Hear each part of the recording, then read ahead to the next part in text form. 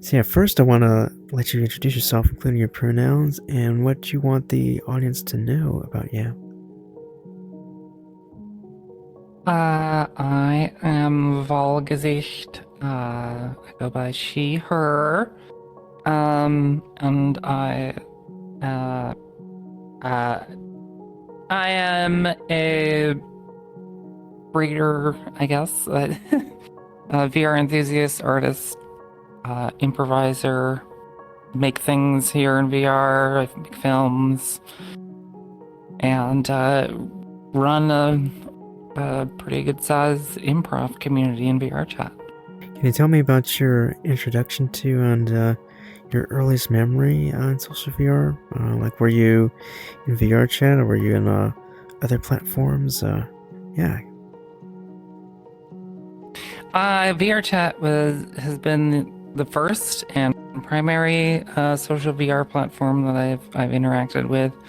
I've popped into other ones like Space and Rec Room and Resonite and Chill Out VR, but this place has been, I guess, my primary base of operations, my home where I've met most of my friends and experience. Uh, First time going in was sometime in April of 2018. 3 days, I believe, after my headset arrived. My first headset, which was the original Vive. And it's an experience that like sticks out in my mind like very clearly. And it's still to this day like one of my favorite experiences in here. Because like I had not experienced VR in this capacity before. I've did like the crappy phone VR from like a friend having it or something like that before, which was interesting. But then I put that headset on for the first time, and I'm in like the like the Steam room, and I was just like, "Whoa, this is crazy!" It felt more real than I expected it to, and that was my first headset, so the screen door effect didn't bother me like it would now, but it pretty much after kind of exploring that little space, I just was like, well, I guess I'm gonna hop into VRChat and just kind of like poke around for a few minutes before I go to bed, because it was like 10 o'clock or something like that. I just had planned on just testing it out really quick, and and then before I knew it, it was like 2 a.m. on like a work night, and we're looking at the clock, and I was just like, oh crap. As I had lost complete like awareness of time and like the real world, because I got so absorbed in what was happening in there. So it's like I was just, I met somebody immediately. I guess like kind of like one of my first friends at the time. There's for my first like friend group, so to speak, that I hung out with my first few weeks in VR. And I even have the recording from that experience, because the person I met was either recording the experience or streaming it.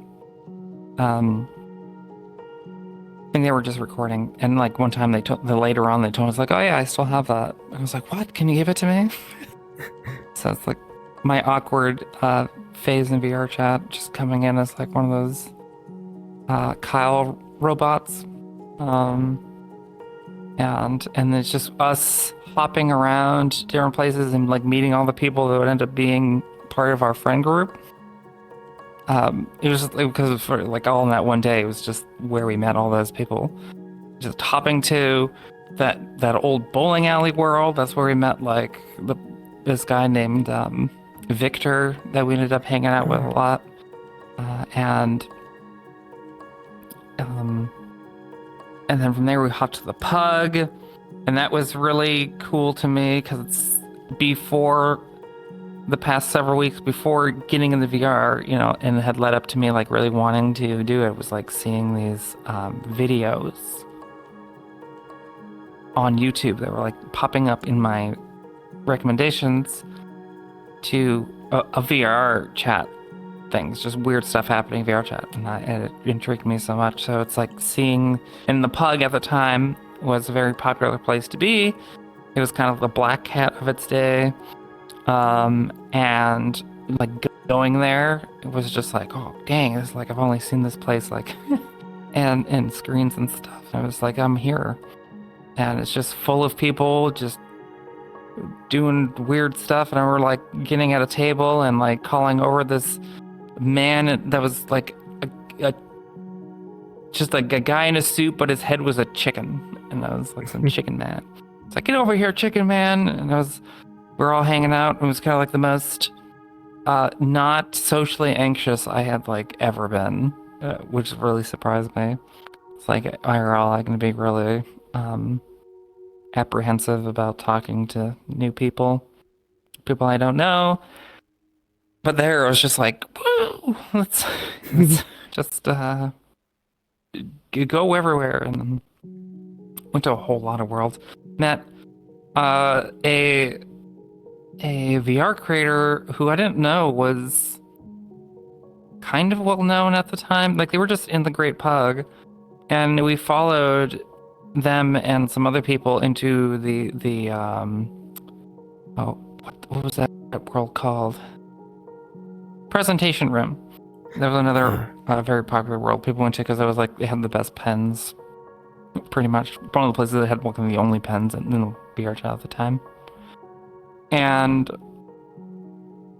their name was Hobart, and I guess they make a lot of, you've probably seen some of their avatars running around like these things called Hobkins.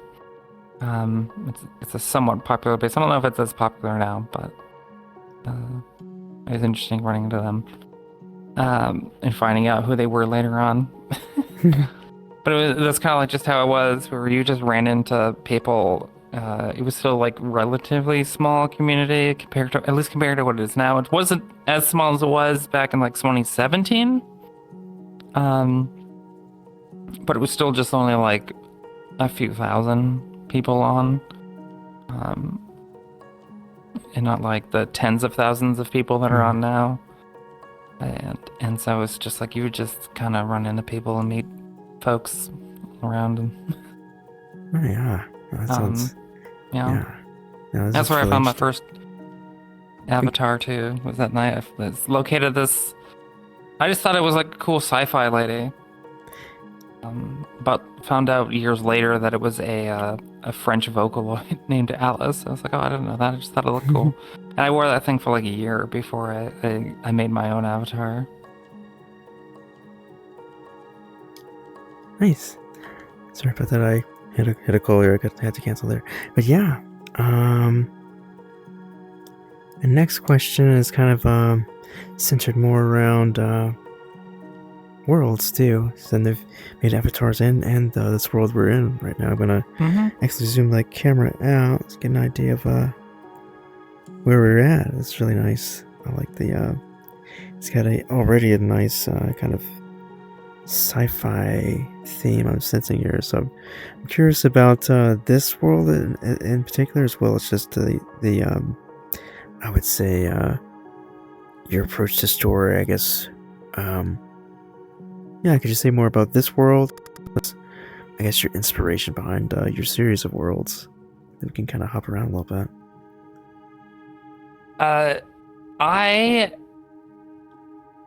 I'm trying to like remember what like the impetus for me to like start getting into world making was. But in addition to like avatars, like being, going around worlds like, oh, I'd love to make something cool like this. Ended up making like a little home world for myself. And I did it in like a weekend. Granted, it was using mostly this homeworld kit that VRChat used to give out a modified version of that, as well as like various other assets that I got off of like Unity. But the way it all came together in design and everything, like in just like a weekend, gave me this like sense of satisfaction that like other forms of creation had like rarely ever hit, where like something that I had envisioned, I was able to make into reality and look more or less the way I wanted it to, and come together in like a much faster process. So then that was kind of like an instant hook for me on like trying to make worlds. Although my kind of ambition on like world ideas ends up there's a lot of scope creep that happens sometimes, because I'm, especially being a solo dev for these projects, other than like some minor help from folks. With like this world that we're in right now, the Hush Forest, like many other world projects, started as me wanting to just do like a nice small like natural environment, because stuff I had made before, it had been like indoors, so I was like, I'll do an outdoor thing. But then I was like, oh, but like it feels like it needs to have more to it, and I started like trying to add kind of cool things, and then it led me to wanting to focus it even more into something that was more like a narrative and had like puzzle elements to it, to like the puzzles are like really more to like slow people down and get them to explore the world than being in any particular like really hard puzzles to like to do. It's just more like something that guide folks around. And it was being in development at the same time as like I had another world idea with the same kind of thing. And that developed into this desert world called the Desert of Whispered Silence, and the two of them became a pair in like a series together, telling kind of like a story from one to the other, where not like super explicit as to like what like the narrative is, but it's up, you can, for those who would be curious, can maybe piece together things from the environmental design in both worlds. And sorry. And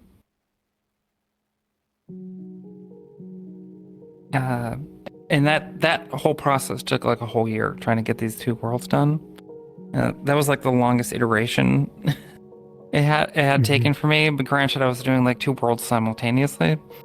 And then I eventually released those like back to back. It was I had to choose which one I was going to show off at like that Sunday world hop that world creators do every week, which I believe you go to that. That's how we like ended up bumping into each other again. And I had to choose like which one, because I was going to release them back to back. One like the forest came out the week before, and then the desert the second. But I was like, I can't do like both. And the desert was like more accessible to like a ton of people going to it, so I ended up showing it off there. But I have like other like some more minor worlds, like a world to show off the avatars, like the whale avatars I made, and I did like a funny, goofy promotional video for it that actually got more attention than the world itself, and kind of led me to like I'm pretty sure that video helped me getting an invite from like VR Pill to put like something like a poster in the New Year's Eve world at the time, which was still like a fake Times Square. Nice. But then there was like I've made a pool world. I would love to do that again, because the pool's kind of like small, and I think that the water thing is broken in it now. And the physics, the floating physics, like I tried to program it myself, but it wasn't I didn't really fully know what I was doing, and so it like bobs up and down. There's now like assets you can get that just handle that for you now, and um, but that was made for my friend Whisper. My friend Whisper was having a hard time finding a world that had interactive water in it for like a video that they wanted to make, and so like I just made it in like a weekend. It was another one of those things where it's just like I was like, I'll like pop it out, and I didn't do any advertising on that, and somehow that got a bit of attention for a little bit. It was kind of interesting. I'm trying to remember what else I've made. There is the last public world that I've made was this world called From Above, and it was meant for Spookality that year.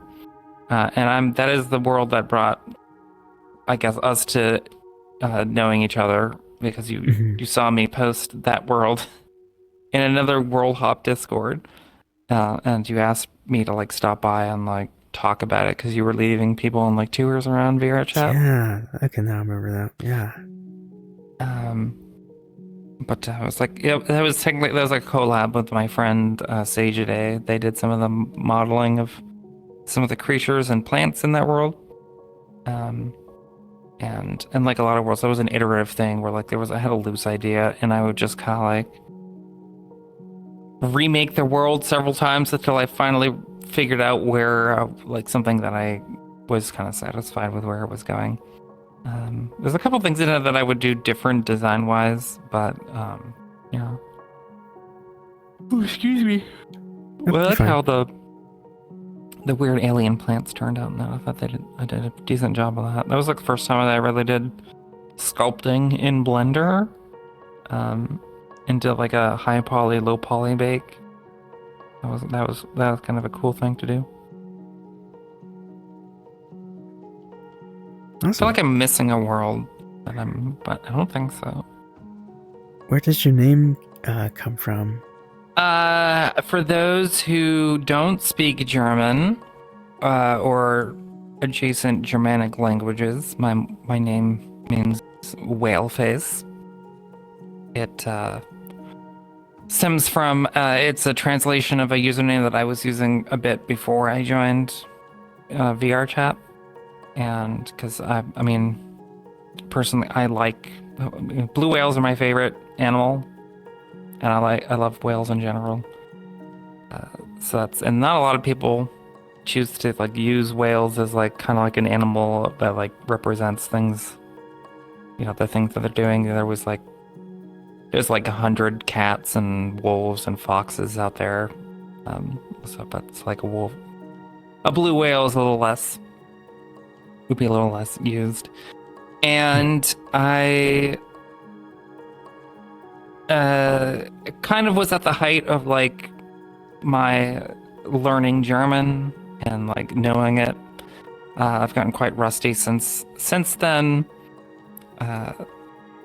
But when I needed to create a username here for VRChat, I thought it might be kind of funny to add an extra level of abstraction to the name by just translating it into German. It just like would make it like, I guess, a little bit more unique, which has been the case and has allowed me to snag the username on like many platforms without needing to worry about competing for it from anybody else.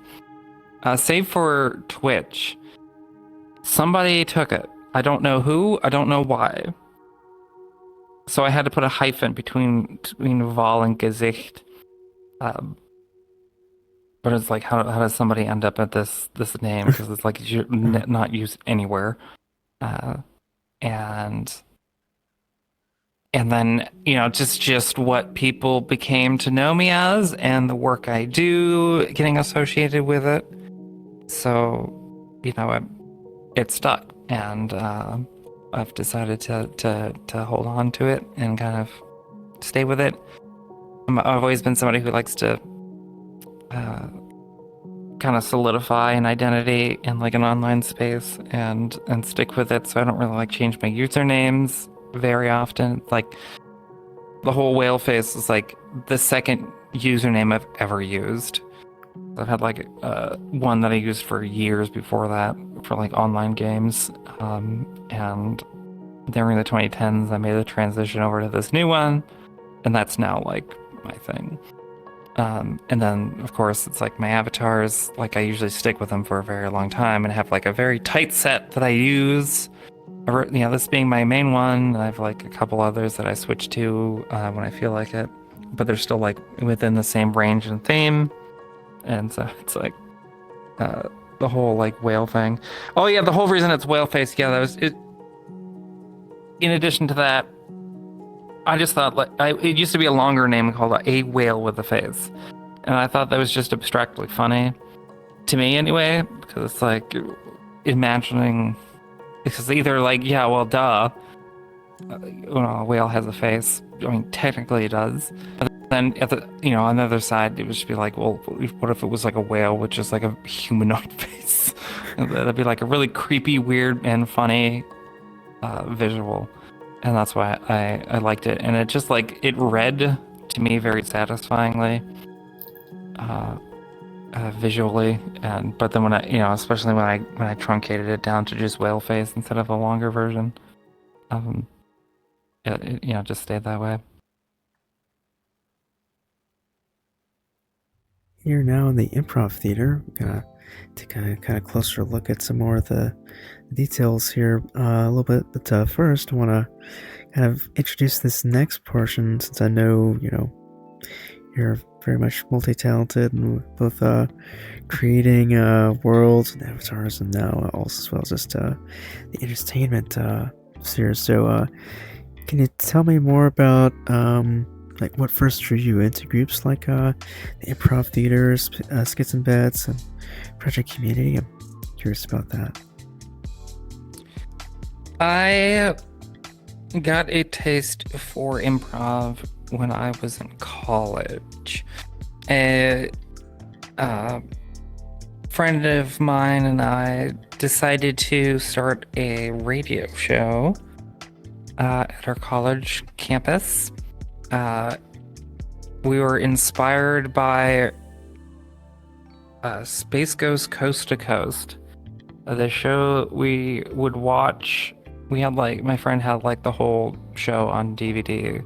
Nice. And every Friday, we would just like watch a bunch of episodes while playing like a board game. And we were like, oh, what if we did like something like that? And that was kind of the initial idea, but then that soon got like, just starting the show, it like quickly got off the rails and developed a life of its own, and it turned into this whole like 3-year thing where this radio show where an improvised sci-fi comedy about some hapless astronauts lost in space doing just crazy dumb adventures. And we ended up turning that into a TV show as well for the campus. And each of those shows were roughly outlined as to, like, the plot that we wanted to follow, but like everything the characters were saying were improvised. And did. So when I, like, 10 years later, getting involved here at in VRChat, I had joined on somebody that I knew from one Discord, and they were like, well, it was just like hanging out in a world with a bunch of people. And I asked him, I was like, oh, hey, what was this about? And they're like, oh, we just did like an improv show. And I was like, what? Oh, I love doing those. She's like, yeah, we do it every week. This is where we hang out afterwards when it's over. And I was like, oh, I can give you access to like one of the Discords. It like, you can get the invite to the private world. Because it was very different than setting up events where you had to like have somebody, everybody had to like friend one specific person who would like accept all the invite requests in a gathering world, and then they would drop a portal to the actual theater. It was really like a hacky way of doing it, but it was like that for like several years before anything else. And that got me going into reigniting an interest in improv, where I was going to this show that was like on Tuesday nights, where it was sort of like an open mic night sort of improv thing where anybody could kind of like jump on stage. So you would like, the host at the time would be like, this is the games we're playing. It's like we got volunteers, and then people would like jump on stage and they would like pick, folks to do it. And I did that for a few weeks until I was in a call with another friend. And I mentioned that I was heading off to do to one of these shows, and got a message right away when I left. It was like, oh, you do improv? Oh, that's cool. Like, I do it as well, but this other group. And I was like, there's another group? And it's like, yeah, you should come check it out. So then I came and checked out what was known as VRChat Improv at the time, and got just really hooked on it and really involved. I was there like every week in every show, and then to the point where I ended up in being invited to like help out as like part of like the staff there, and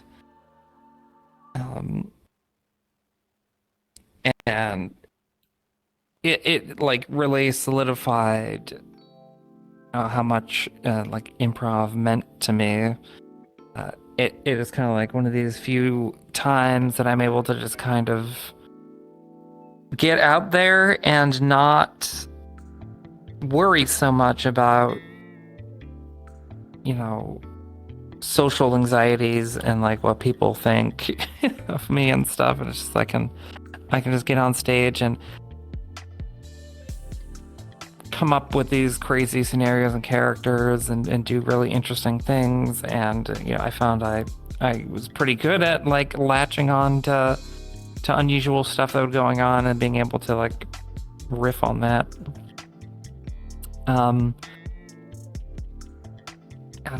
That group ended up changing its name, and I was involved with them for a little bit longer, but then due to some disagreements, ended up leaving there. But that group, not too long after, disbanded. But all the people that weren't part of like leadership still wanted to do improv, and I was reached out to by my friends Switzerlad and Zircron Swift to help them start a new improv group. And I joined them in this endeavor, and so Skits and Bits was formed. And we took kind of like some of the practices and organizational things that we did on running workshops over in the previous group, and like brought them here and expanded on them and refined them to like the how we run things today. Now we're like a 1,200 plus group people, and collabing with various communities and content creators, and just doing cool stuff for the past 3 years, and just changing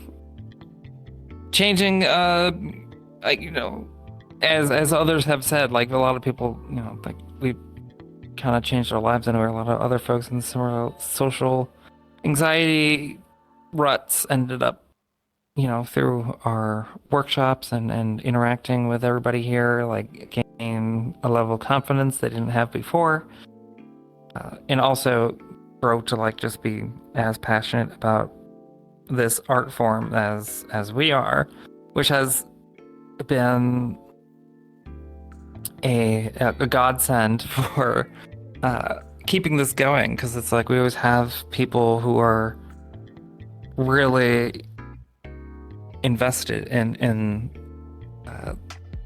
this place and end up wanting to give back. And so they ended up, a lot of them that are like really active here end up joining her staff. And it just helps keep things going because it's way less chance of like burnout because like the responsibilities are distributed. Other, lots of people have a chance to like organize the shows and the workshops and other events and things. And it, as well as our own personal like open arms approach to folks coming in, trying to be really very friendly and accommodating environment. We do allow desktop, people, perform when the previous group did not. We've even, in workshops, we've even allowed muted players do some of the games through their text bubbles. And always a policy is like, you don't have to feel pressure to like partake. You can, okay, if you need to step back and just observe, like we're okay with that. And try to be in like a very low pressure environment, which has helped a lot of people eventually be like, you know what, I want to try this out. And they get on stage and try the games at the workshops, and then before you know it, a year in, they're like a regular here on the staff. And that's been like a winning strategy for us, and has ingratiated us to and a great reputation with other people in VRChat and other communities, which has led us to do some pretty cool things. I think you mentioned Project Community too is another. You were involved with that group too. Yes. I am also, Project Community is another group that I am involved with. Fairly, maybe not as in depth as here, because I literally helped start this place and run it. That's a somewhat different scenario where a Project Community, while I am part of the leadership as being a team lead for the media department, like something like a mid-level leadership position,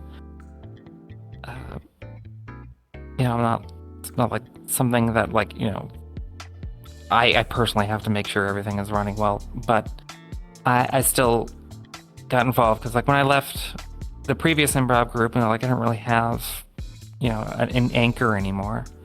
And I decided to, along with my friend Emma Torch, we both put our hats in for the media team for VRCon.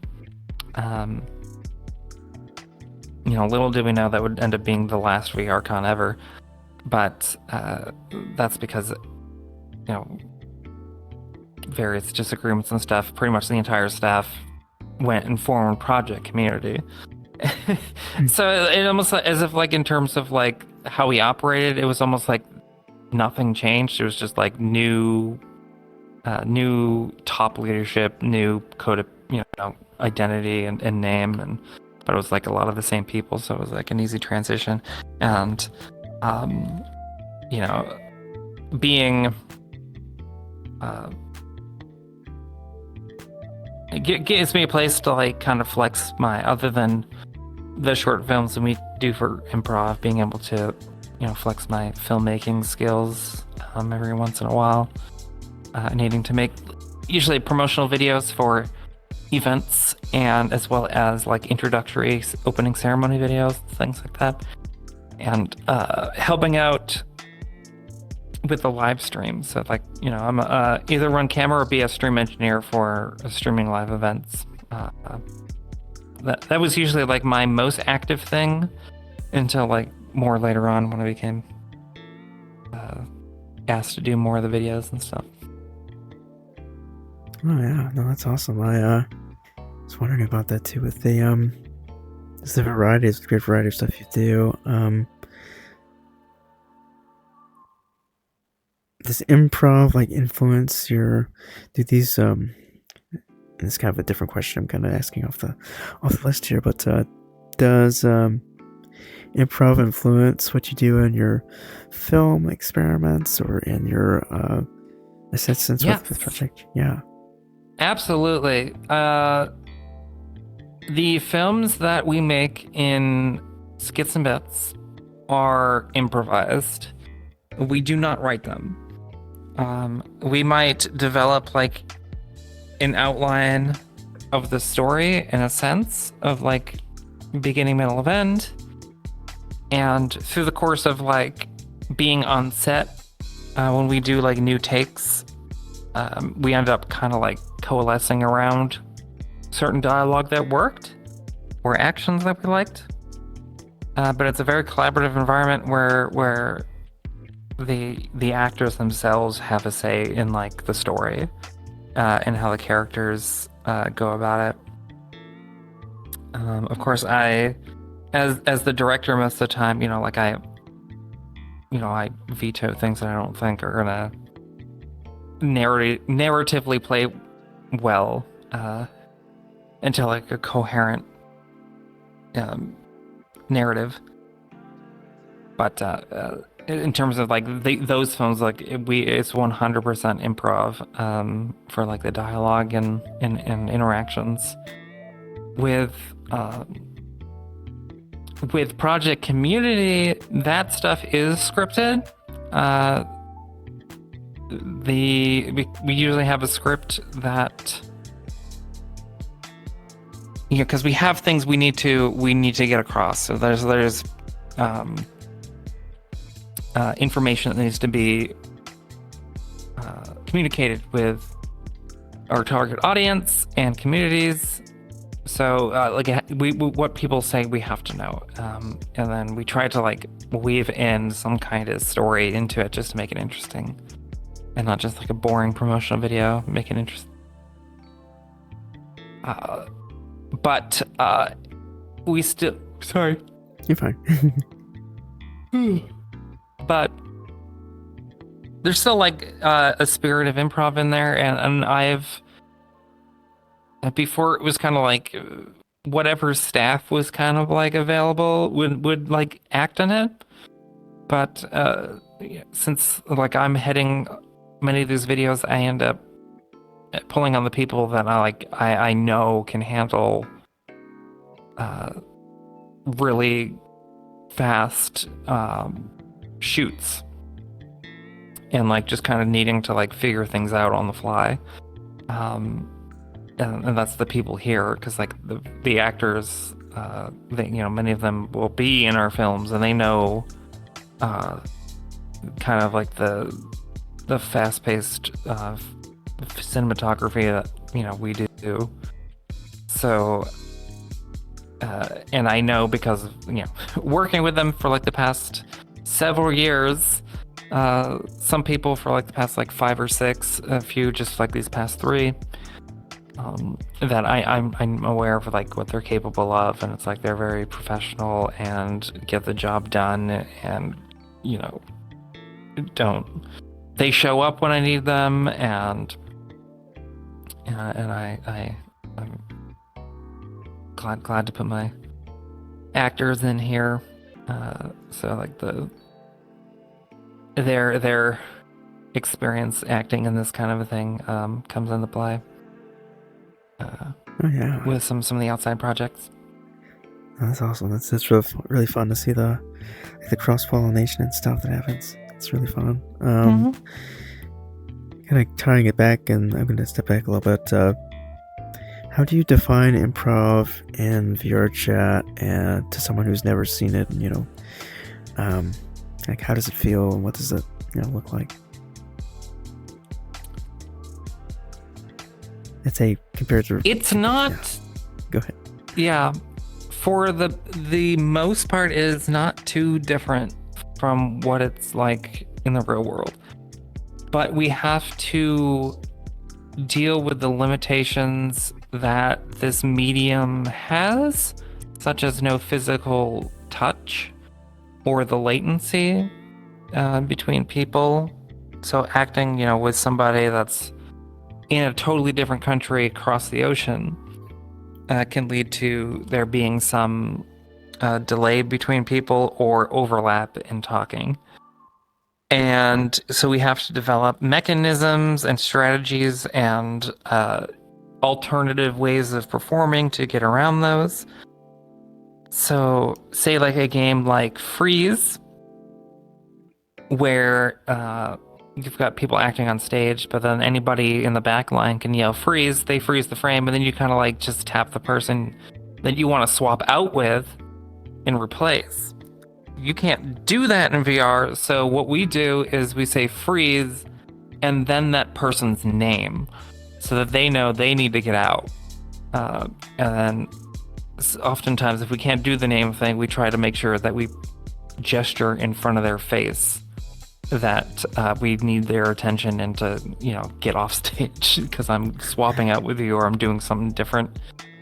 And with latency, we have to like create certain strategies. So like when we have jump out games, which for those uninitiated are kind of more like one-liner kind of games where you have like some prompt and you kind of like just jumping out to say like a funny line. So like Scenes from a Hat from Whose Line Is It Anyway is a good example of that. But the issue with that is that you can have, because of latency, you get like two people who think they are running up there alone are suddenly there at the same time trying to give a line, and that leads to some issues. So like how we often deal with that is like we put like a microphone like just here floating. We have a microphone prop. It doesn't do anything because we have sound boosting on the stage, but it serves as like a nice visual, and whoever like grabs that first gets to do the line. So it's just like a better way to like get people who gets the turn to say their line, because instead of having like two people go up, say a bunch of words and then realize they're talking over each other, and that leads to like a real awkward exchange, and then one of the two people needs to decide to be the one that bows out. So it's that's another issue. Of course, you have to deal with crashes. This is a technology that we're using to be in the same space together, so there's always some hiccups that happen somewhere for some reason, either lag from like too much stuff being processed on screen, or the internet goes out, or any number of things. And so we often have, for like, say like with shows, we have to have at least one backup performer who is on standby to run on the stage and take the spot of the person who just like disappeared or froze in place, and help the show keep running. But then also we have like everybody. We always have like veterans in like the our house shows mixed in with like maybe newer people, and they know the deal to if something happens and we don't have a backup, or the host, especially if the host crashes, one of the more experienced people will just run up and like just continue the game so that the show can continue on while the person who is just running it needs to like get back in. And of course, if you're trying to do something physicality in the world, you need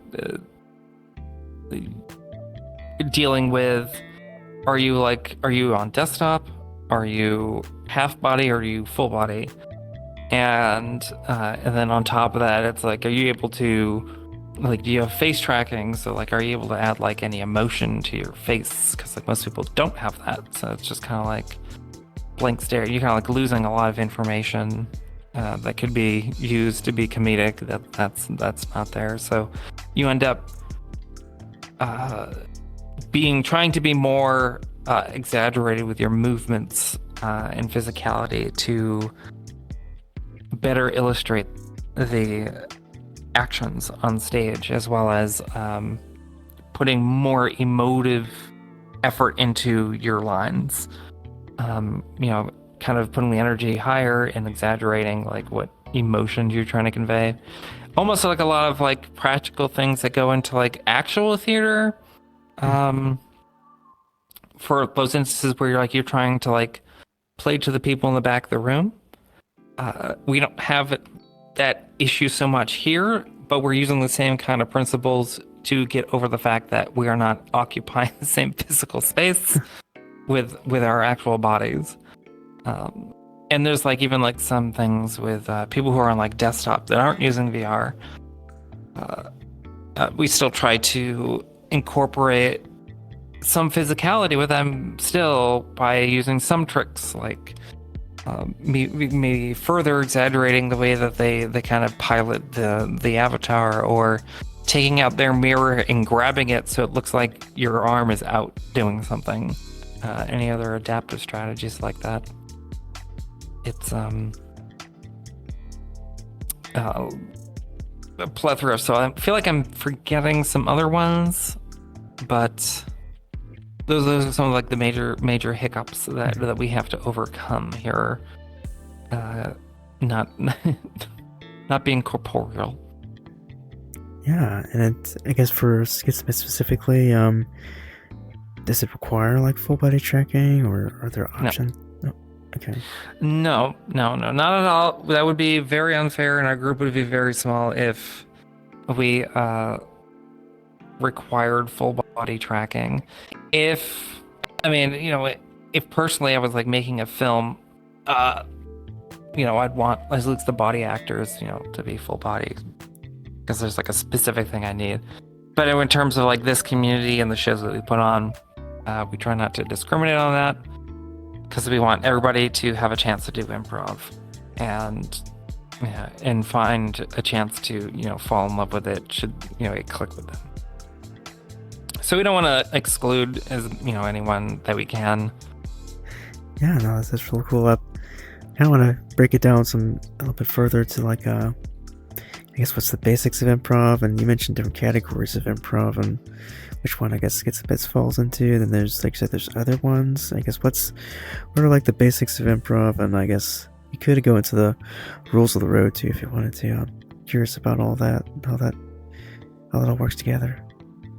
Yeah, improv in general like breaks down into like two basic kind of forms. There's either short form and there's long form. Short form is usually like some game with some kind of restriction to it that you and meant to be quite short. And you do it out here, and that is what we do most of the time. Primarily because it's kind of like a little bit more accessible towards new folks that come in, and it helps with teaching improv concepts. But long form improv, there's a lot of different forms of those that you can do it, like different kinds of shows that you can run in long form. And those are more like sustained scenes that have like continuity going on and that last longer, or they're based off of like, some monologue that's given, or more in-depth pieces of inspiration. But it doesn't necessarily mean that they're like very long. There's even like I believe it's the Armando, where that one's based on a monologue that someone's giving, but like during the monologue you can interrupt the person doing the monologue if you suddenly had a piece of inspiration for a scene to do, and you grab somebody, do it, and you start that scene. But that's not only meant to last just like a minute at most, so like they're really like short things, but because there's like this overarching story that's happening with this monologue to keep that glues it together, it keeps that like long term. And of course, like the narrative improv that Nithya and his group, A Passing Tale does, they're more like unscripted plays where they get some ideas and then they just launch into like a full-on like hour-long performance of like a story, all based on like the concepts of using the story making concept of the story spine. And whew, a lot of talking. No, that's okay. Um, but yeah. And then but the kind of the foundational tenets are more or less the same. There's kind of different approaches to improv, but I'd say like our primary range of influences from like the UCB. They're kind of like one of the bigger improv entities out there that have like, people draw their education from, and we and from them, being agreeable is kind of like the main tenet, where usually yes and is what people will say it as. And while that, we try not to like explicitly be like yes and or like you need to always say yes. We try to like more boil it down to like it's like be agreeable, in the sense of not shutting down what your scene partner is providing to the scene. It's a very heavy kill your darlings environment. So like you can have like an idea that's like popping up in your head that like you want the scene to go a certain way. But then like say like you came like, oh, I know where we can go with this, but then like your scene partner manages to like open their mouth first and get the scene started before you do. And it's kind of like starts in a way that you weren't planning. Like you maybe like you didn't think that's where you were going to go with it. And you have to give up your thing because they initiated. So like what they said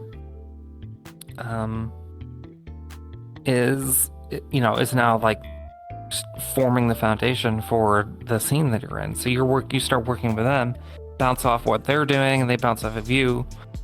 You kind of like see it as like you're each kind of presenting a gift to the other. So it's like, all right, so you gave me this gift, and based on this gift that you gave me, here's mine. And you form this base reality together, and then through that, look for what's kind of the game of the scene, or like what is the unusual thing, something that kind of stands out that could become the theme or rhyme to the scene. And that's kind of my favorite part, is like finding that nugget and then just like going with it, because it's like sometimes they'll be like you're going a scene and then somebody says something that just either contradicts something said earlier, or like the way things are going, or it just kind of comes out as like what, and it's usually not like even what was the main thing going on. It's often just something that is just like, wait, hold on a second. The thing you just said, like we need to address what you just said and not put that under the rug.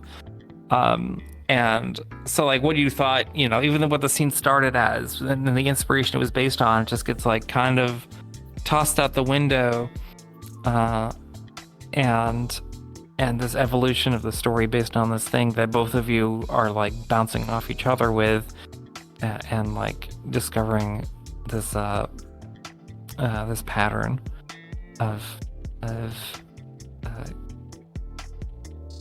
dialogue and actions and conclusions, until it just like reaches its natural conclusion. Are there any other like rules of the road with improv, or is that just the main thing to remember, is to not have a plan in your head? Yeah, there's some things that we try to teach here, especially when it comes to VR based improv. That's like another thing that we have to contend with is yes, you can do and be anything, but there's like a time and place for it. So we try not to we advise not switching avatars in a scene or jumping into an avatar because you were like, oh, I have like the perfect avatar for like this scenario and it's got like a prop on it that I want to use, and or it just like it looks goofy, or I want to get a laugh from the audience with that, because you're not present in the scene with your scene partner.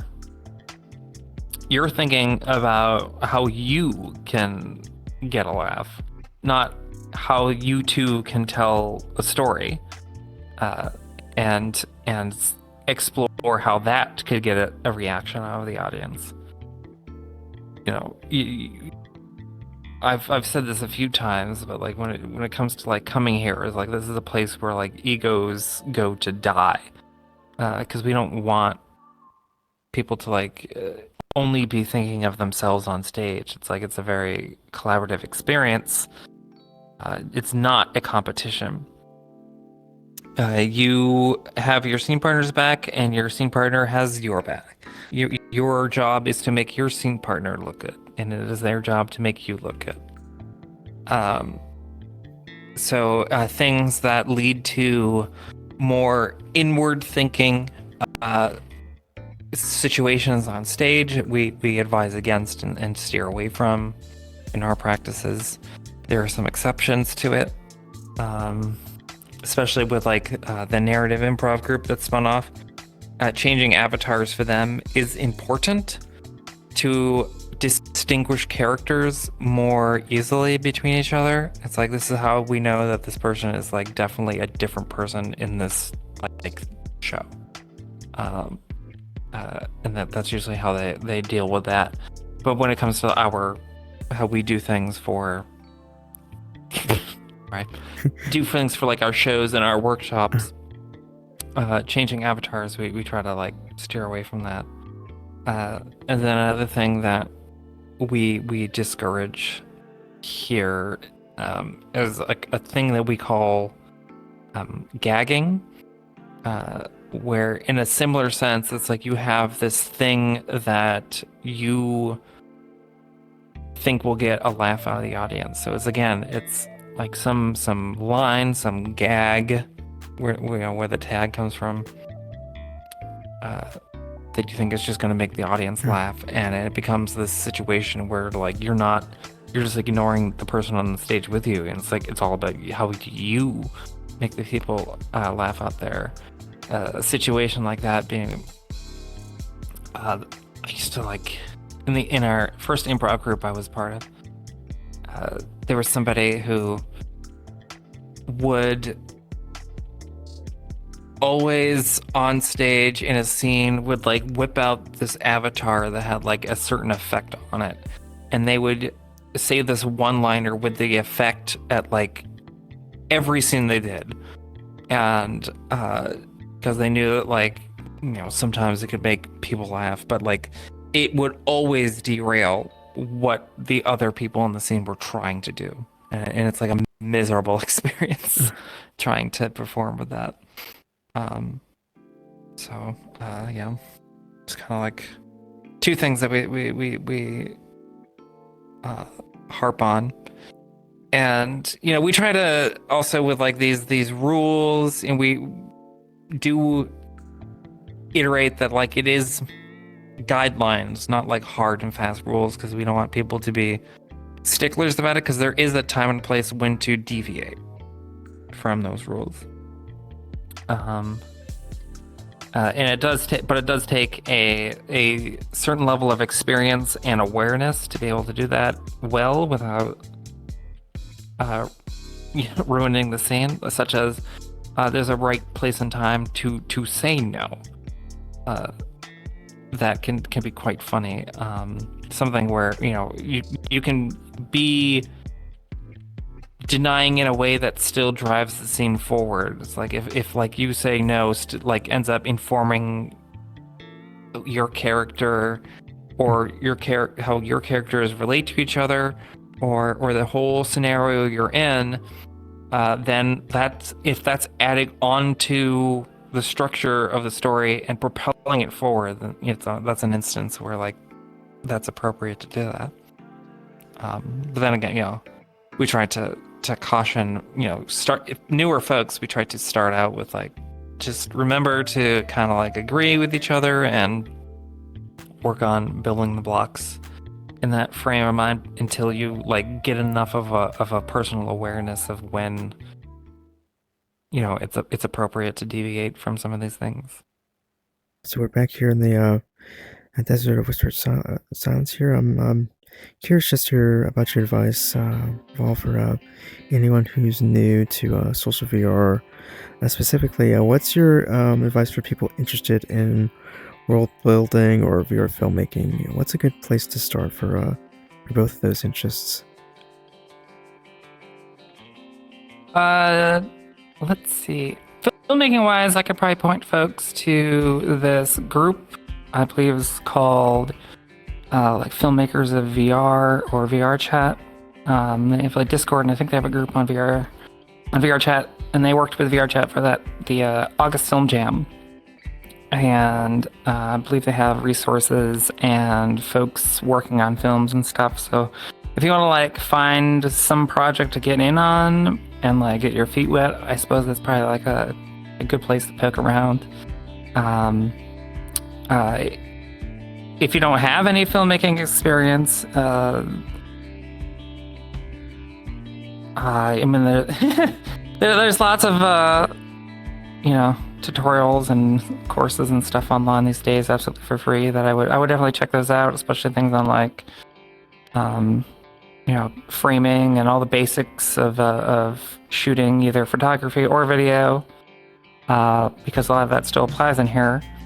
And then for just even for those who do know, like filmmaking basics, just trying it out, just you don't even need to make your own worlds and stuff, or you can just find like some place that in VRChat that kind of fits like the location and the tone that you want, and set up your camera and start filming.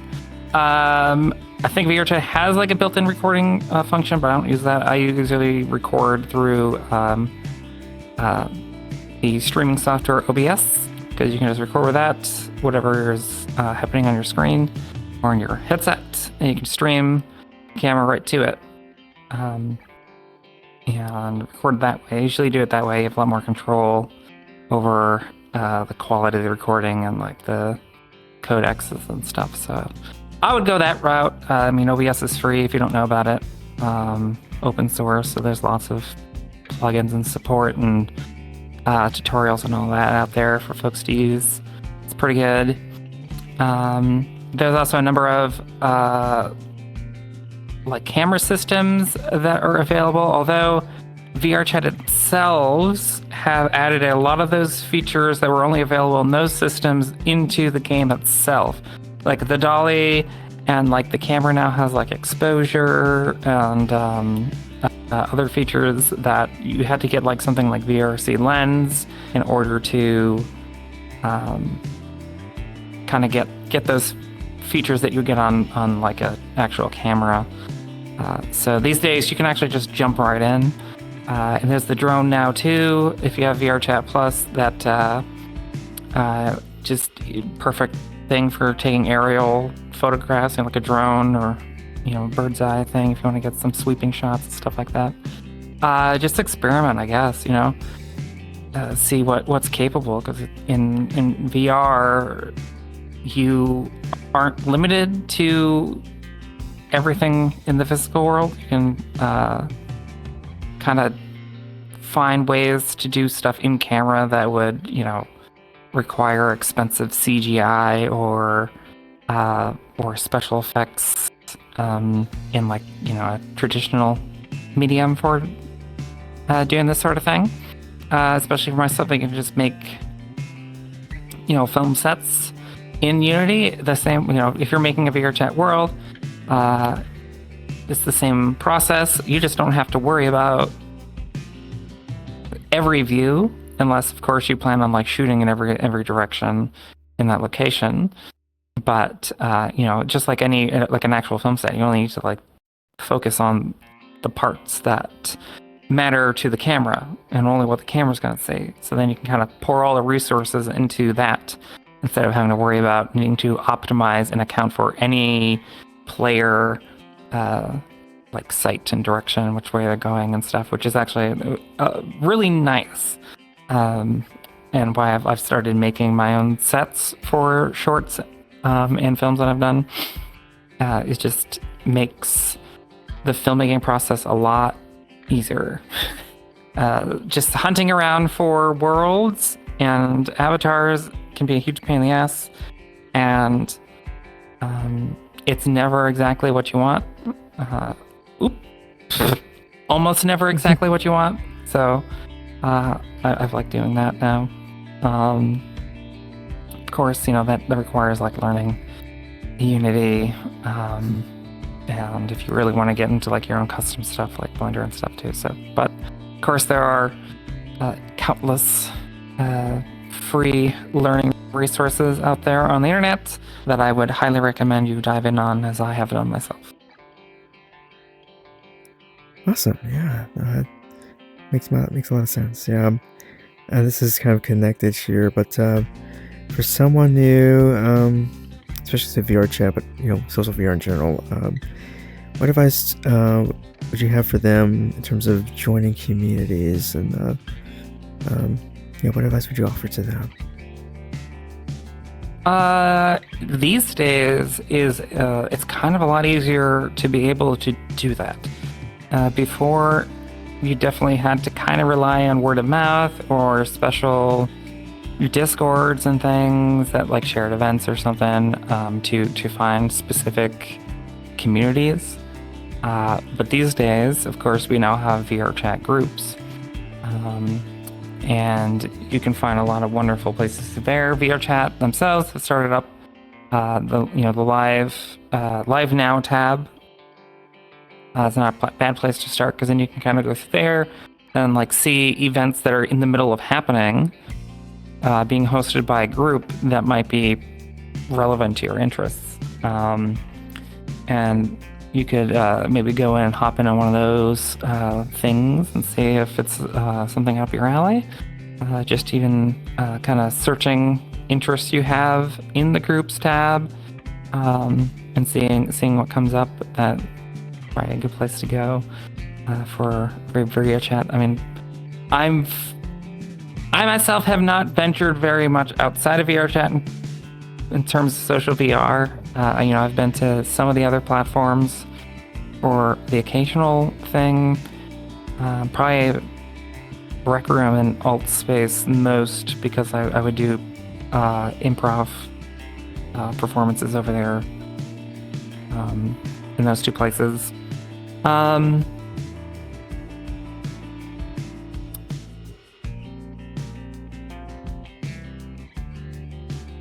And then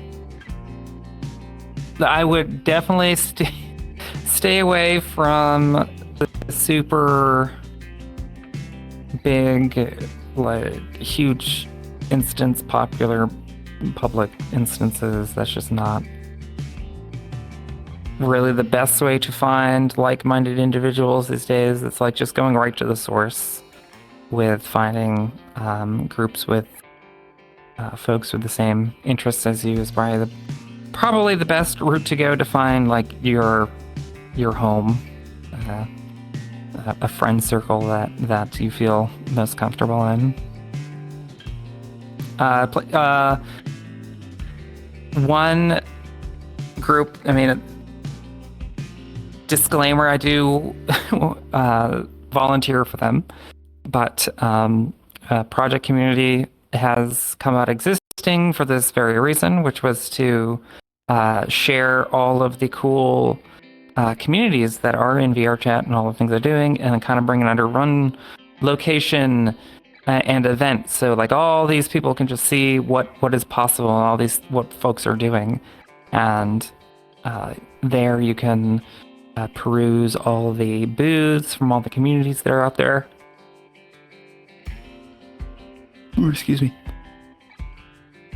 And get to talk to folks manning those booths, perhaps, or get information on them and join their groups and go to their events. And then there'll be events during those festivals that can let you maybe get a taste for something that get a taste for what that group might do, such as, skits and bits. Usually we do like a workshop and a show during those kind of events. And then weirdly not now, VCAT, speaking of which, since it's going on at the moment, VCAT has expanded to include communities. So they are not just about selling like avatars and like assets and stuff, but like if you peruse through those, you can actually see that there's groups now being featured in those worlds. So that these days, that's not a terrible place to look either. All right, this is kind of connected to the question about groups and just given your history with groups and you've witnessed you've witnessed and like navigated many groups, multiple groups coming and going, over the years. And I guess what's your advice to the people going through that and their groups, and like how to understand the changes and kind of navigate that? Yeah, that's rough. I've been fortunate to have a pretty robust group of friends that have kind of followed me through the collapse of some of these like groups I was a part of. Of course, there's some folks that have I just don't interact with them anymore. Like folks from Tuesday Night Improv. If I saw them again sometime, I'd be like, "Oh, hey, what's up?" Some nice reunion, but day to day, I don't really talk to them anymore. But if you're able to find like a good core group of friends, and you hang out outside of just those events that you do, those kind of connections can last beyond the loss of like an organizational body, and it can certainly be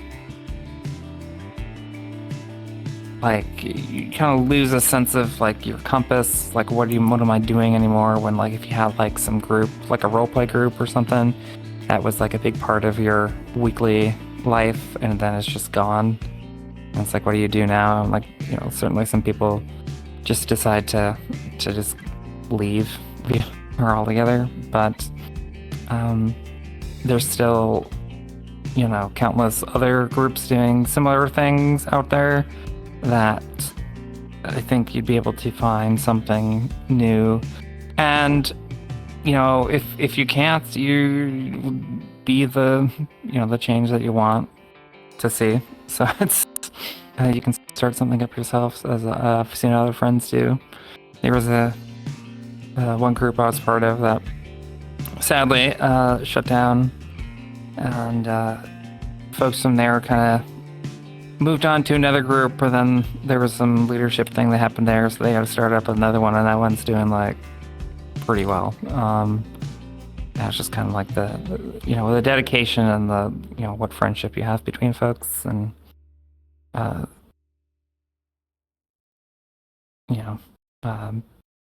even for me, like I didn't have there was a period I didn't have improv so much to do. There was some I was doing over in Rec Room for a few months, because a friend who I had known, they were helping run a little improv faction of a like a theater group over there,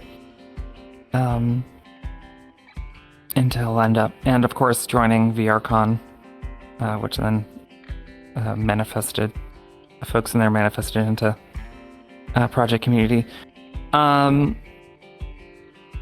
Just finding kind of like continued purpose in like another location. It doesn't have to be the end. If you really enjoy doing things in VR, then you can find things to like help you continue that interest and passion. It's always something.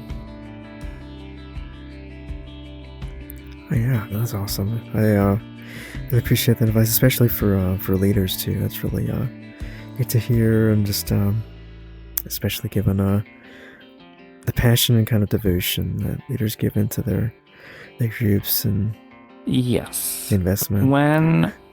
Yeah, absolutely. When we get applications for staff positions in our improv community, we, not just look at, the skills and experience someone has, but we also look at, like, why are they doing this? Like, why do they want to be part of the staff? And, try and get a sense of, like, their actual motivation for doing that position. And, sometimes we've kind of haven't, we've put things off until we, like, know that this person is serious about, wanting to help out and be part of continuing things in the organizations. Like, are they doing this for, because they like really want to help, or if it's just something that they just kind of think like, maybe I can give it a shot. So, I think sorry, ship is doing its thing. So finding folks, if you're like running our organizations, like making sure that the folks that do join the staff are pretty, passionate about what it is you all are doing, helps a lot in ensuring that the stability and continuity of like a leadership of a group. Also looking out for egos. If you can get a sense that somebody's doing something for themselves, it's like you want to be careful of that. See too many groups get pulled apart because somebody at the top is a little too too sure in who they are, and can't have anything any other way than what they are. Think things need to be. So in that case, willing to listen to what your other staff have to say and actually taking it into consideration instead of just outright rejecting it. Especially if like a number of people on the staff are doing it. I've seen it where there'll be most of the staff is like, hey, this is a problem, and then the person's like, oh, you guys are attacking me, why are you against me now? And then the fight starts and the thing just collapses, and that's not good. There's been plenty of times where I've like, okay, that didn't work, we should have done it different, let's change things, and rethink how we've been operating, because that happened with us. We, after a couple of years, we grew to a size where like the structure we had wasn't working anymore. Because when we started, we were just like kind of a group of friends that wanted to continue to do improv, but it just like kind of grew rapidly. And the structure where we just had like a bunch of folks who had initially just been people who wanted to be show hosts, or like kind of ended up being the folks like calling the shots with like the team leads under them, and then it was just kind of like the rest of the community after that, and it'd just be like the hosts were making most of the decisions, and it led to like some serious growing pains that left us going like, okay, this is not worth keeping this way, and we completely dismantled that power structure, and people were willing to just give up power that they had, and cede it to be spread out, and shared amongst our more departmental structure. And the departments themselves don't really have too much of a hierarchy either. It's definitely more a shared responsibility with those who participate, and we try to make sure that as much of the staff has like a say in how certain things are run, especially in their own department.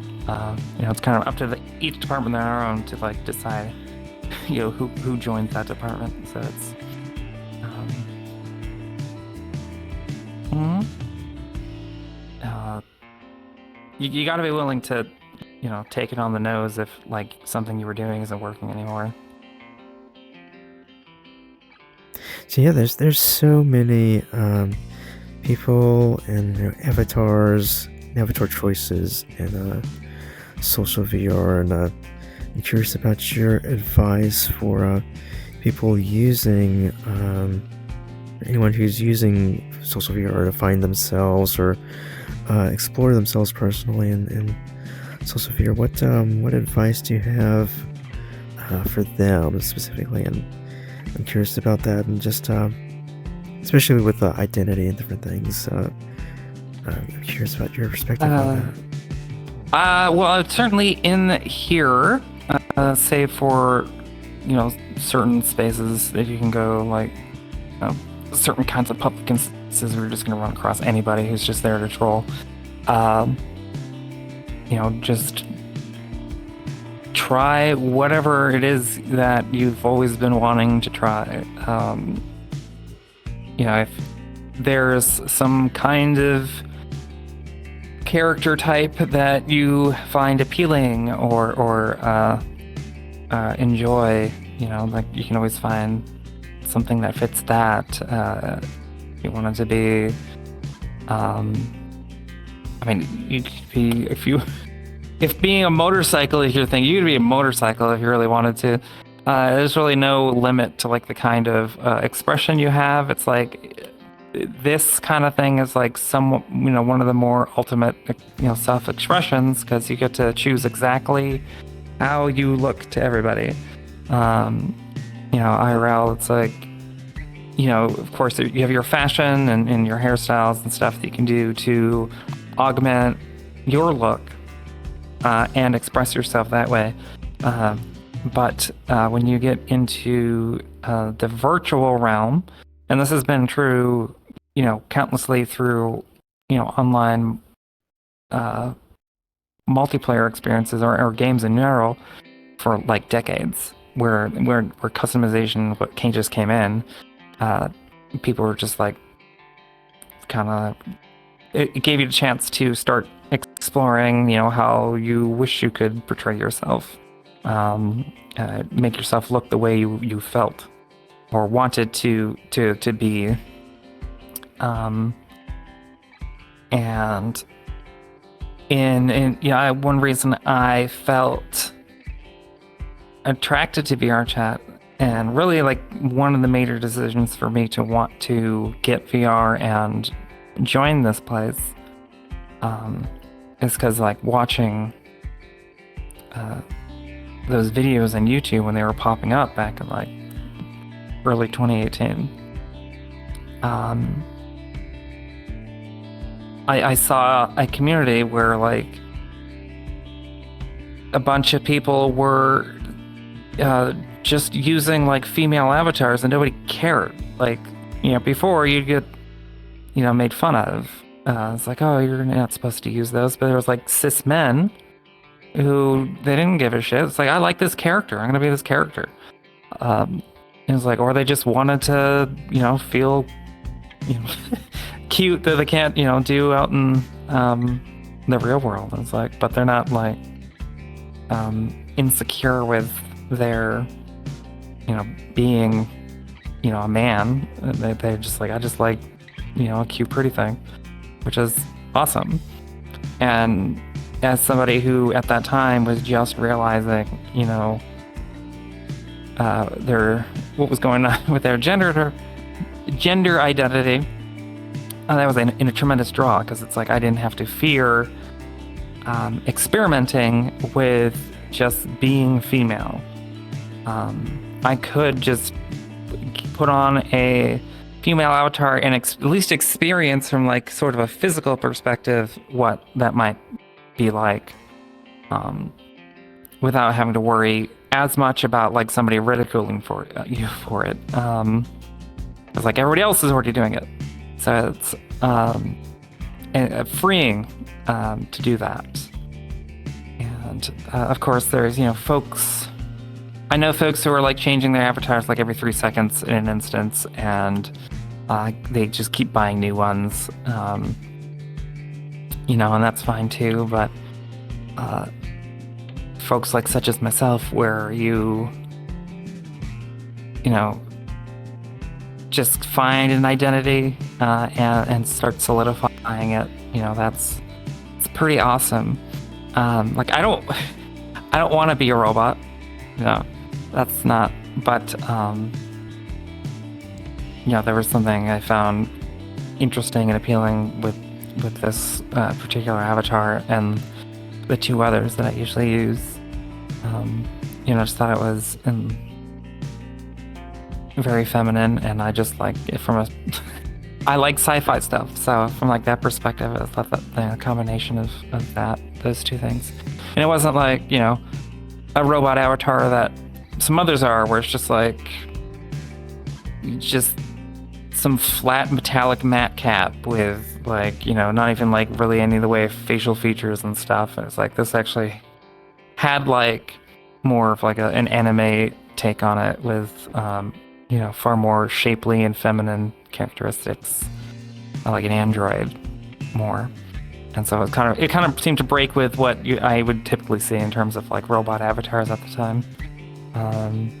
Although a lot of that comes from the original artist and Radio Wave.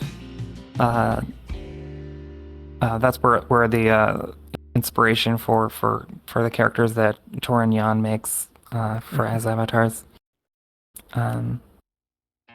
That's pretty cool.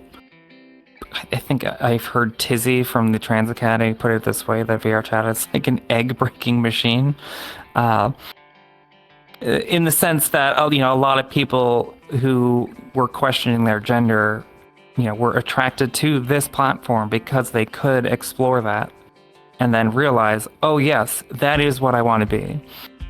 It's not just some mild curiosity. I actually want to be like a different gender. Like that is who I am, not something else. And being able to do that in so much more of an enhanced form is very empowering and incredibly powerful, and I arguably think could like help you figure that out almost even faster than you would maybe IRL, because you can just shape and curate your presentation to be what you feel more. So that's a really cool thing about social VR in that aspect. You have platforms like Second Life or a variety of MMOs kind of exploring that territory, but the fact that you're like actually able to inhabit the body is a huge game changer.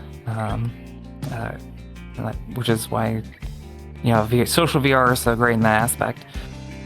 And VRChat in particular certainly has a bit of a leg up, the fact that there's no restrictions so much on what the avatar can be.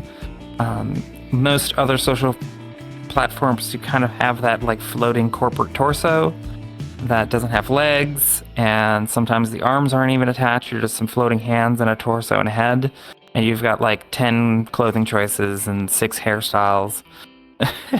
And then like you can pay to get like 2 more. It's like here it's like whatever you want within reason, and like VRChat has its terms of service, so there's some things that certainly you can't or shouldn't be doing, or at least doing out in public instances, or providing publicly. But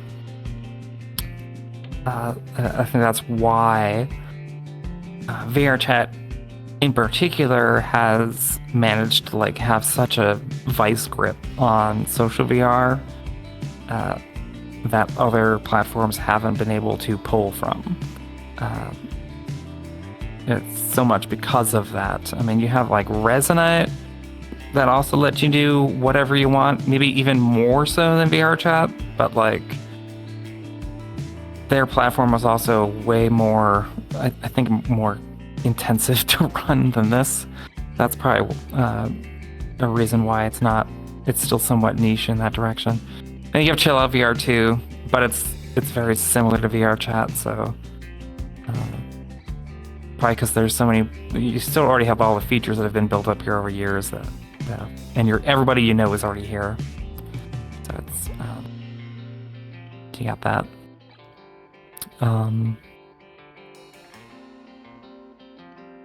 Yes. Yeah. Oh yeah, that's right. I was thinking about that too, as you're saying. It's like, yeah, there's so much, I guess, was that social capital, I guess, that's built up in here, and it's like, you got your friends here, Yes. and you got your options here, and then you got your memories here too, so it's like, it's hard to over time, yeah. It's, oh yeah. There's... Yeah, go ahead. I don't remember what I was going to say anymore. No, that's okay. Yeah, it's like there's so much that's, yeah, it's like built up here. So yeah, it takes, yeah, it's definitely got a leg up on that. But yeah, that's great advice too. Very respectful. I appreciate it. Just it is very like affirming to hear that. Just be able to explore different avatars, even if you main one. Say if I make mine too, I tend to main this one, which I guess that's like the lingo for avatars. You yeah, I guess so. Yeah. Yeah. But yeah, I'm down to my last question now.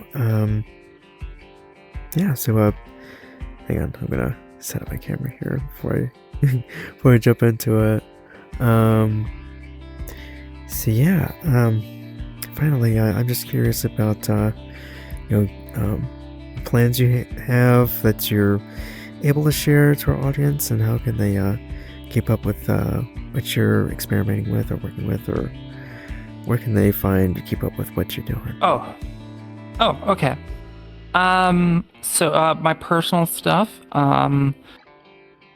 I of course have my own YouTube channel that I'll post videos that I've made on there. Like, it's not like a place that I put like tons of stuff on all the time, but if I've experimenting with something, or made some little video project, like I've been making some Blender animations of like creepy aquatic creatures lately. There's actually my graphics card on my other computer is roaring right now because it is rendering the entire scene of my latest animation. And so some of those things, it's not full of stuff. Maybe someday I would love to have more projects going on where things are going there, but it's there. I don't know if I'd plug my Twitch these days because I'm not really streaming. I used to be like an art streamer. I used to stream, my drawings and stuff. I can't remember if I talked about that earlier on in the interview or not. But I am on Blue Sky. ValGesicht, what is it? bluesky.social or something like that everybody has afterwards. But it's just my name in here, as it is there. The only place where it's different is on Twitch, because somebody took the one word one. I don't know who or why or how, because I've never run into an instance where somebody else has already taken this name because it's so unique. But I have that on. I have X, but I'm not really on there anymore for obvious reasons. The climate these days. So I like doing stuff on Blue Sky more when I'm posting like project updates. And then I would also point towards all the socials for Skits and Bits, because of how much involvement I have in that. That's also work I'm doing. So Let's see. Of course, Skits and Bits. We have our own Discord. That's where like a lot of the information to find things are. Is and that you can just discord.gg/skits and bits. We do technically have a website, but it's not done yet. But it will be skitsandbits.org when it's finished. We have a YouTube channel, Skits and Bits. There might be a number. I think we might be updating it though to be something else easier to search. But just searching Skits and Bits should be enough to find it. And when I say Skits and Bits, it's SKITS '*N SKITS. Or sometimes it works without just the apostrophe, so you can just as one word with just the N in the middle. We also have a Blue Sky. I think that's just like Skits and Bits VR, if I'm not mistaken.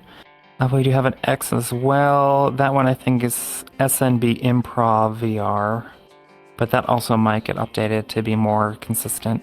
We recently brought on our social media manager, which we have wanted for 3 years, because we're not very, the founders ourselves aren't very good with two of us that like keep up with those things. We both have pretty bad ADHD, so it's just like, oh, I forgot that we needed to post on what was happening on this week. So it's I love that we now have somebody who is super dedicated. And they're already like putting stuff out there. So I think we do also have a TikTok and an Instagram. Also Skits and Bits, either Skits and Bits or Skits and Bits VR. But we're now available on various platforms if you want to find things that we're doing, either like candid things from workshops or events, or maybe snippets from shows we've done. We've started like releasing little snippets from previous shows onto YouTube Shorts and TikTok. And then like, updates on events and things on X and like Blue Sky. So lots of things. And of course, the Skits and Bits group in VRChat, which I am going to quickly look at the number. I always forget what the number is. It's all right. So our Skits and Bits on VRChat is SNB.4752. Can't miss us. Even if you type in VRChat, if you type in improv, we'll be like at the top, because I think we are by number of members the largest improv group. So nice. Not hard to find. Yeah, no, I definitely So, like I empathize with that. It's like that stuff I do for a day job, and it's like it's not all of what I want to do. So yeah. Yeah. I get it's it. like, it's not a hard job I have, and it pays pretty decent, and it's like benefits are really good. So it's like, just coasting with it, doing what I need to do, and then it's like get off work. It's like, all right, time to work on the thing that I've been wanting to work on all day. Exactly. But yeah. Well, I appreciate this discussion. I have just one final question. I don't mean any more sub questions. This is more like a summary. So like, do you have any shout outs you want to give? Or I know you gave some, but you can kind of rattle them off here if you want.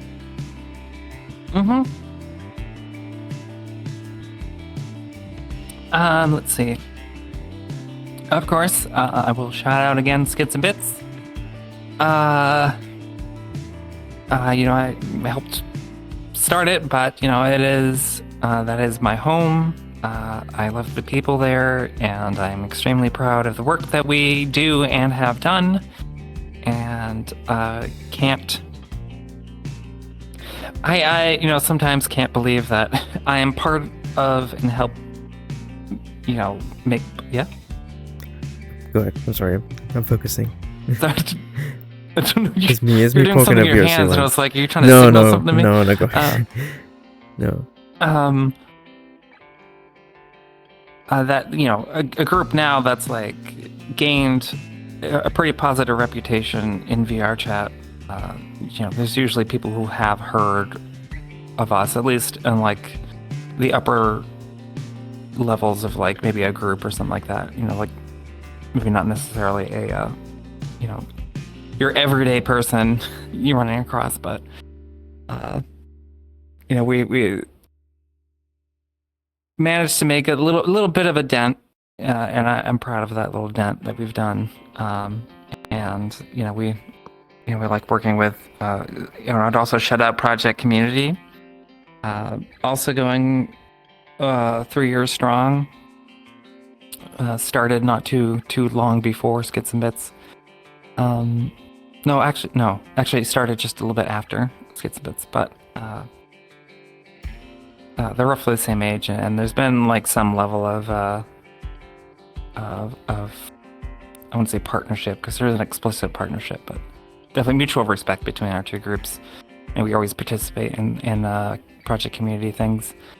And what Project Community is doing is pretty, I think, is a pretty good cause, trying to raise awareness of all these hardworking groups that just dedicating so much time and passion into the things they love that it's like it would be a shame for others also into that stuff not to find it.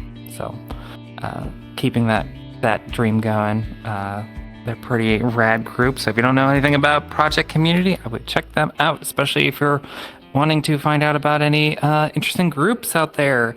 All of their exhibitions are still available to visit in VRChat. So I'd go check those out. All the booths are still there. Many of those groups still exist. And then, of course,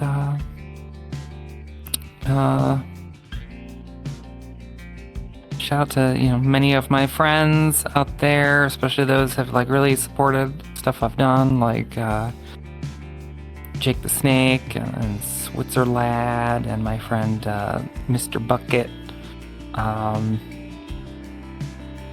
They've certainly been some big cheerleaders of mine. Not that nobody else has, but those three I've become pretty close with in VRChat. And then everybody else that I've made friends with in VR, especially those in the improv group. They're just an amazing group of people that I am eternally grateful for knowing, and I didn't think I would have such a diverse group of friends that exist all over the planet. Let alone just like one person from another country. It's like this is unbelievable that I'm able to have this experience. And my little kid me would not have believed me. So it's wild, and they're a great group. Awesome. No, yeah. Again, it's like I bet more friends here and like more countries than I could ever imagined in absolutely. Like even college. So yeah, beautiful. I had a pretty good group of friends in college, but like in here, I have more friends than I can like realistically like keep track of, which is a blessing and a curse, because it's like you want to maintain those friendships, but like unfortunately it's just like impossible to have the same level of connectivity with everybody but I at least try to maintain something with a lot of the people that I've grown close to, and there's still like a core group of friends, primarily from the improv group, but some others from groups that predated, that I've managed to hold on to and keep close.